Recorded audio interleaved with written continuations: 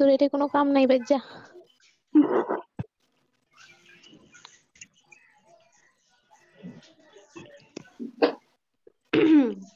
মজা করলাম, সরি, বন্ধ হয়ে গেলাম আর কি। হ্যালো আপু। সিম্পল ভাবে বলা যায়, নাকের মধ্যে কথা নিয়ে কেমন।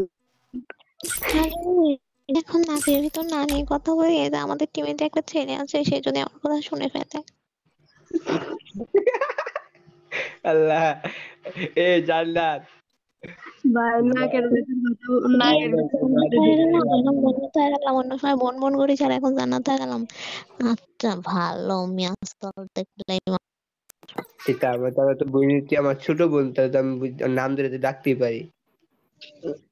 না না, বুঝছি বুঝছি মিয়াচল দেখছো তো। আর আমি মেয়ে দেখে লাভ কি? ওই যে এরা ডু, আমার কোনো লাভ আছে? পাগল তো তুই। আচ্ছা আপু ডুও হবেন? না আপু, আমার ভাই আমার ধরে মারবো। না প্লিজ হন না, এই ছেলেটা ডুও হন না, ছেলেটা খুব কষ্টে আছে।